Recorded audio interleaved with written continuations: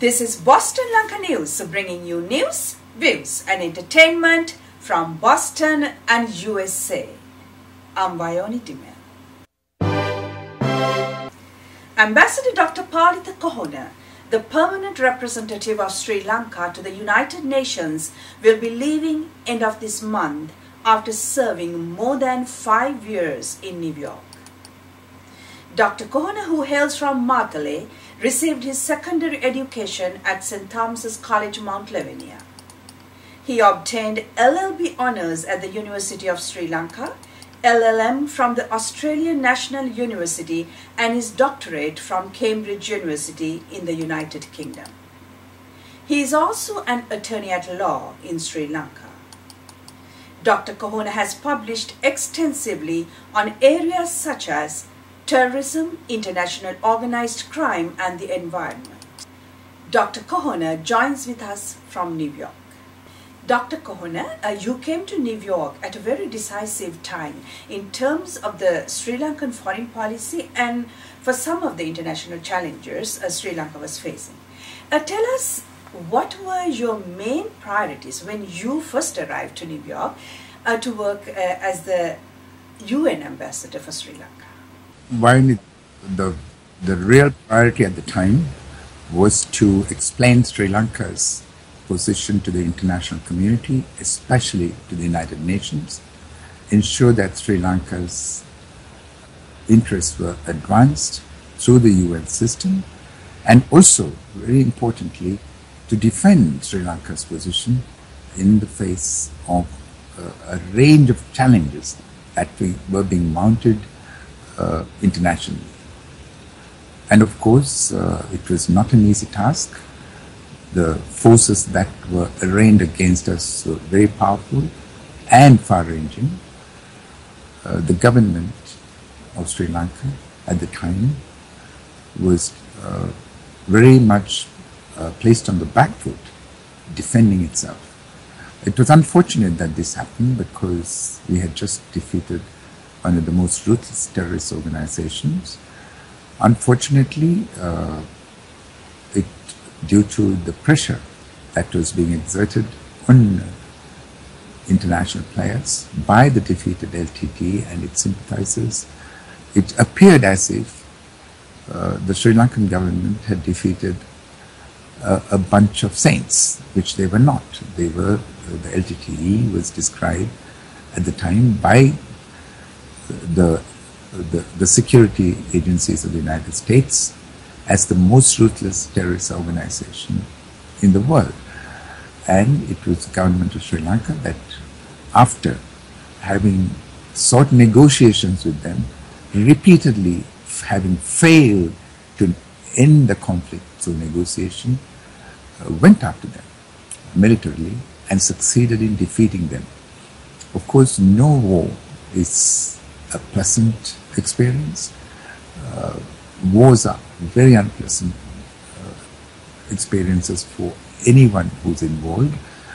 I do not think the Sri Lankan conflict was an exception, but many of the challenges, many of the accusations that were being leveled against the government of Sri Lanka and its military were unjustified, could not be substantiated.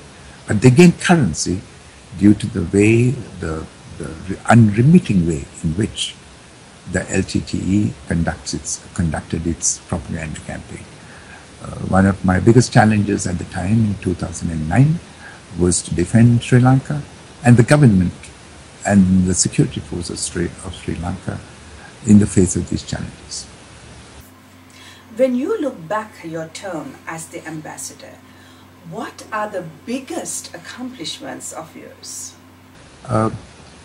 I feel that in the last 5.5 years, I managed to keep a decent, very effective relationship with the United Nations and with the members of the international community in New York.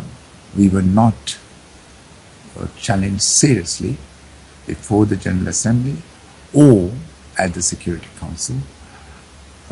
I believe that me and my team played a fairly important role in ensuring that Sri Lanka was not challenged before the Security Council or before the General Assembly. That was perhaps the major achievement during my tenure of office. Of course, with the passage of time, the pressure being exerted on Sri Lanka in New York lessened considerably, and we had the time to play an effective role in many of the other activities of the United Nations. For example, Sri Lanka was very much in the center of the work of the UN Open Working Group on Sustainable Development. In 2014, that working group completed its work, and Sri Lanka succeeded in getting a number of its own priorities incorporated into these goals. Of course, it was not an effort that we conducted on our own. We had friends, we mobilized support, and we were successful in doing that. On a personal basis, I co-chaired the UN's ad hoc working group on biological diversity beyond national jurisdiction.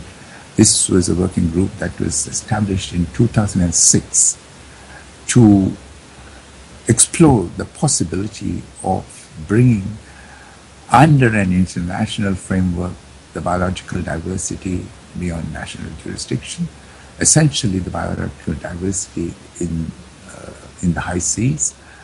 In 2010, after I assumed the role of co-chair, the working group adopted a set of recommendations, and over the following 5 years, it refined those recommendations further.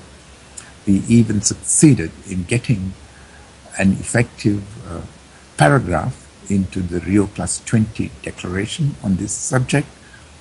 Consequently, after much negotiation, much bitter negotiation, earlier this year, in January, the working group adopted a final set of recommendations which would now result in a resolution of the General Assembly in the summer of 2015, which we expect would end up with the establishment of a preparatory committee. The preparatory committee is expected to make recommendations for the adoption of an international instrument, a treaty in fact, on the sustainable use and benefit sharing with regard to biological diversity in the high seas. This is a major achievement for the international community and in particular for developing countries. I'm very proud that I could play a central role as the co-chair of this committee. Then in addition, last year, Sri Lanka succeeded in getting a resolution through the General Assembly establishing July 20th as the International Youth Skills Day. This was essentially a Sri Lankan initiative, and of course it was my mission that was at the center of this. As a consequence, the United Nations will be celebrating the July 20th as the Youth Skills Day. Basically, it will be highlighting the need for enhancing youth skills in a world where an increasing number of young people are left unemployed because of the lack of relevant and marketable skills. At the end of 2014, we also succeeded in getting the UN to recognize Vesak as an important day for Buddhists. Of course, prior to that, in 1999, the UN had recognized Vesak, but it continued to be a working day at the United Nations. Henceforth, following the resolution adopted in December 2014, the UN will not have any meetings on the day of Vesak, which I think was a particularly significant achievement for Sri Lanka because we pioneered that initiative and for 500 million Buddhists of the world. You will also recall that in 2011, when we celebrated Sambuddhata Jayanti, 2,600 years of Buddhism, Sri Lanka took the lead in observing this day at the United Nations. The ceremonies were held at the General Assembly in the presence of over 1,500 participants.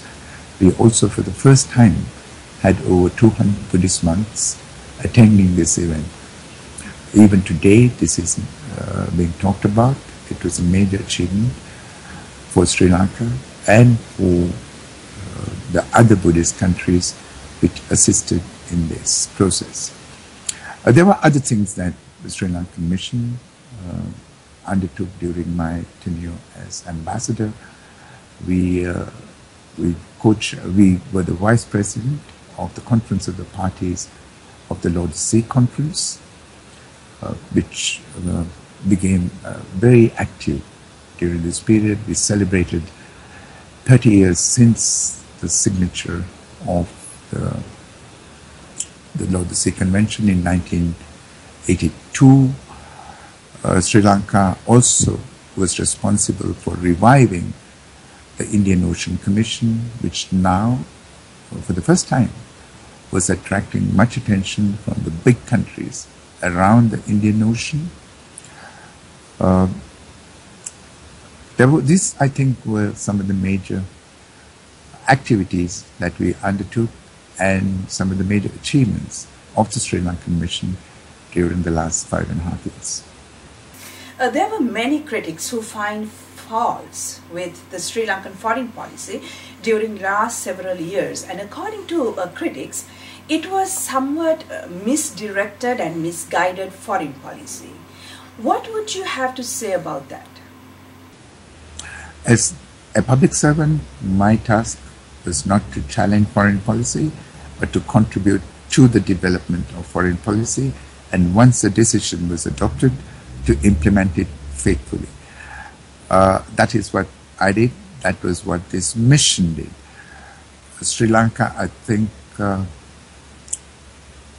had to balance its external relations in a very carefully calibrated manner. Sri Lanka is strategically located in the Indian Ocean, and you know that historically our strategic location was the magnet for many powers from around the world over the centuries. World powers were attracted to Sri Lanka primarily because of our strategic location, and it will continue to be so. So in addition to that, Sri Lanka also is provided many resources that the world needed, the big powers needed. We conducted our relations in such a way that the interests of a number of countries were balanced carefully. In my view, our relations were conducted in such a manner that the concerns of those big powers were assuaged to a very great extent. Of course, you had people writing certain things in the media, discussing us in the media. Our approaches were being analyzed from different directions. But by and large, Sri Lanka's foreign policy was a non-aligned foreign policy, and we tried to make the best use of available opportunities, including marshalling available resources for the rapid development of the country. And you can see the results. Today, at the end of the conflict, Sri Lanka's economy was not a very strong economy. Our infrastructure was in a very dilapidated condition. But if you go to Sri Lanka today, 5 years after the end of the conflict, you see that Sri Lanka has a very well-developed infrastructure. our roads, our harbors, our airports, our telecommunication system, etc. Our education system, our healthcare system can be described as one of the best in the developing world.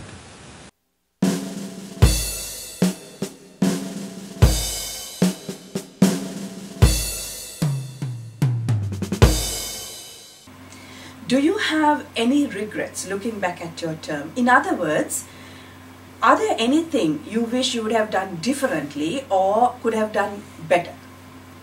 I think all of us can look back and say, I could have performed better, and my mission could have done better. It would not be modest or human to say otherwise. But I'm very proud that we achieved certain things in the last 5.5 years, which stood served the country well. At the end of the day, the judgment is whether the country benefited from what we did or what we did not do.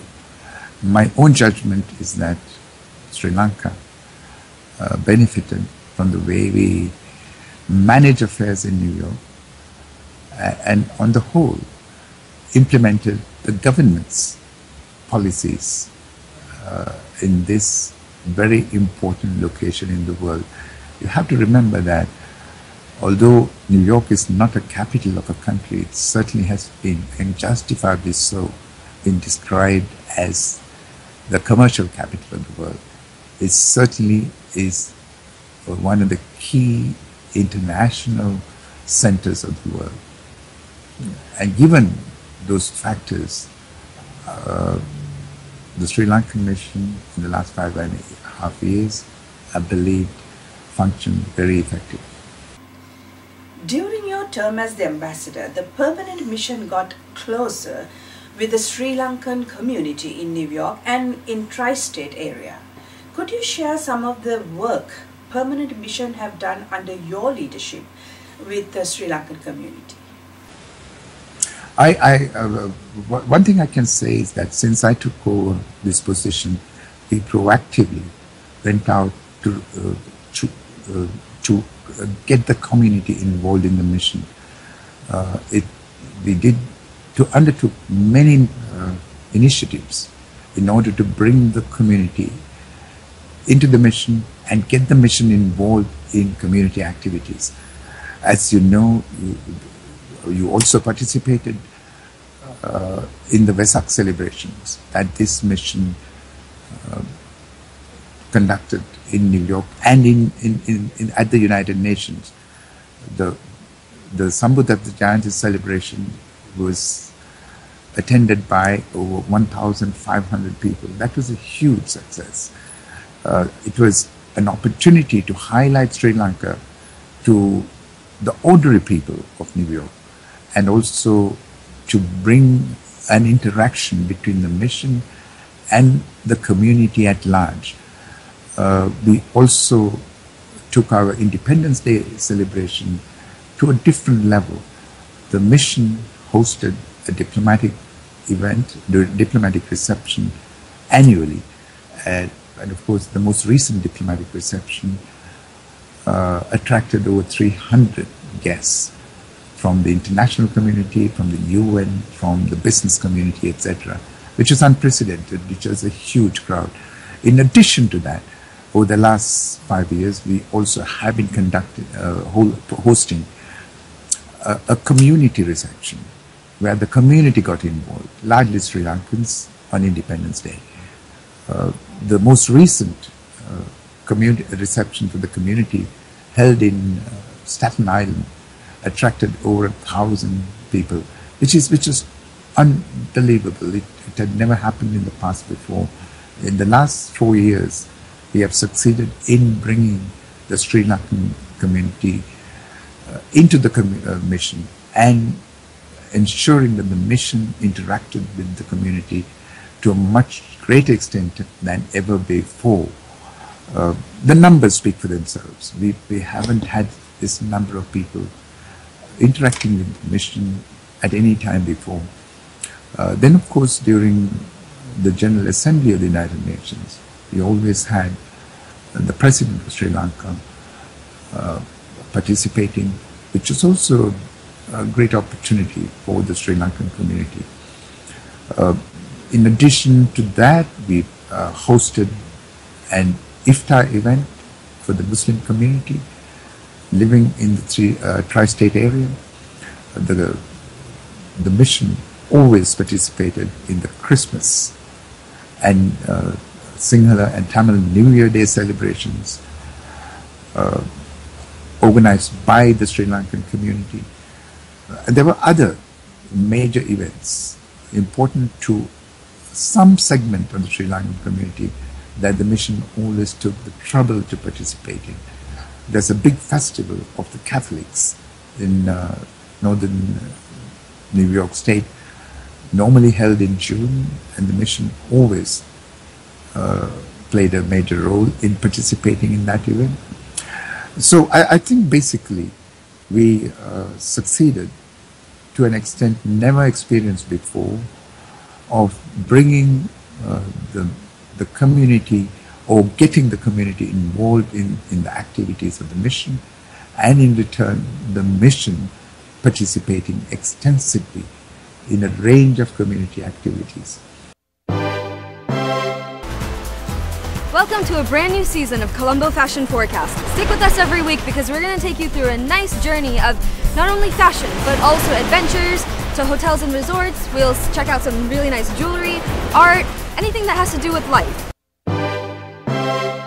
We know that the Sri Lankan community is organizing a huge farewell for you, Doctor, in coming days, and there are lots of appreciation for the work you have done as the ambassador in New York.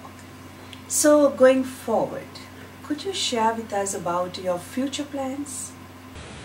I believe that my own inclination would be to take some time off, because when I resigned from the United Nations in 2006, I was the head of the Treaty Office of the United Nations. It was a demanding position, a very busy position.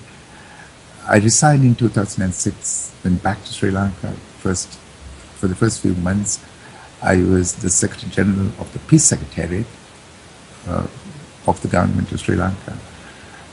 I was very heavily involved in the negotiations with the LTTE at the time.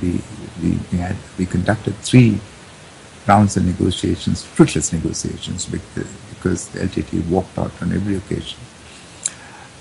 Then I was the Foreign Secretary, another demanding position, especially at that particular time, even that the conflict in the country reached a crescendo during the time I was the Foreign Secretary. Then almost immediately after that, in 2009, I came to New York, and I've been here since then. I haven't had a real break, an opportunity to reflect or to relax over all these years. And I'm looking forward to the possibility of having some time to myself. I might do some writing and then consider my options after that. I would certainly not retire at this stage, because I think I have much to contribute and give back to society. But I will look at options after a couple of months resting. Dr. Kohona, on a personal note, we would like to thank you for all your support for Boston Lanka, and we wish you all the very best. Thank you very much, Riley. That concludes our news edition. We meet you again with another news edition of News, Views and Entertainment from Boston and USA. Till then, goodbye.